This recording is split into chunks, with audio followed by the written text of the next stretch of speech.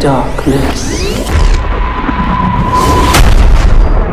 I shall be light. Welcome. Today we will be discussing some of the feats and abilities of the immortal God Emperor of mankind. Born in 7000 BC as the result of a shamanistic civilization's ritualistic suicide. This event led to the shamans being reborn into one being, the God Emperor. That would make the Emperor approximately 49,000 years old in the current timeline. Prior to the Emperor being seated on the Golden Throne, he commanded vast powers over both the Materium and the Warp, being the most powerful living being born into the Materium. The Emperor is massive, towering over even his primarchs who are anywhere between possibly 10 and 12 feet tall, and bears physical strength and durability exceeding them as well. I'll use his son Angren as an example. Angren was able to stop an Imperial Titan with his bare hands, and was able to survive a fortress wall collapsing on his head without being harmed. Let us start with the equipment that the Emperor appears to bear. The Emperor is clad in heavily modified Terminator armor. Terminator armor is one of the most powerful sets of personal armor available in the Imperium. Consisting of adamantium, ceramite, and powered by a subatomic reactor, giving him incredible staying power in a firefight and close combat. Also boosting his already superhuman durability, he is equipped with a personal force field which is powered by the suit's built-in reactor, which gives him even greater survivability from ranged threats. His weapons include a master-crafted lightning claw which destabilizes the molecular bond between atoms, which forces its way through any known material like a hot knife through butter. The Emperor also carries a force weapon which is enveloped in flame. A strike from it would not only sear the flesh, but the opponent's soul as well. The Emperor is a true genius and is able to create anything, even things that would be considered impossible by human standards. These are the tools the Emperor typically carries into battle, yet they are the weakest ones in his arsenal. The Emperor is the greatest psyker in known existence. His mental powers are truly godlike in nature and are far beyond the imperial assignment which categorizes psykers by the strength of their abilities.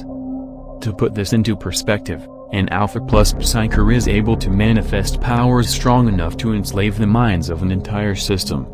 They are said to be able to perform any feat as long as their will is strong enough. The Emperor is beyond Alpha Plus as the imperial system is inadequate to measure it, and the Emperor's will is described as omnipotent. His mastery over time is so great that he has completely unmade time itself. Once to show Horus the future of the path he had chosen, and during Inquisition wars to speak to an Inquisitor. Being able to heal wounds and repair machines with a touch of his hand. He is also precognitive and clairvoyant. The Emperor gave all the Primarchs one of his great abilities. One Primarch named Vulcan resurrects when he dies regardless of how badly his body is destroyed. It is suggested that this is the gift that the Emperor gave him. The power behind his voice is filled with such command that 100,000 genetically enhanced soldiers whose minds have been conditioned to resist such compulsions were forced to obey him, even against their desire. Being able to teleport at a minimum of solar distances. The Emperor cast down the Void Dragon, a Catan god on Terra during the feudal period, striking it so hard it crashed into Mars. Teleporting there and building a prison and bound it there. Keep in mind this is in a time where he had little or no access to advanced technology and constructed the prison without a breathable atmosphere. The God Emperor of mankind is able to fold the Materium into the Warp as he did with the massive reactor core on Garros. The Emperor performed two other stunning feats on Garros. He drew in all of his power and was able to manipulate his size to the point where even Horus said his size made him appear as if he was a god. His opponent was a massive orc warlord who dwarfed everyone present, even the Primarchs. He unleashed his psychic might against it, commanding the forces of life and death, destroying it so completely it ceased to exist in any point in time. The blow destroyed all of its kin as well. At all times the Emperor keeps the realms of chaos from spilling into the Materium. The realms of chaos are an infinite plane inhabited by a limitless amount of demons whose ultimate goal is to consume reality. The Emperor also holds the imperial webway shut within the imperial palace and guides the Astronomicon, a powerful psychic signal that guides the fleets of the Imperium. The signal is so powerful that everything in its path is devoid of life. The only thing that inhabits the worlds caught within its field are burning psychic specters, the Emperor's psychic residue given form.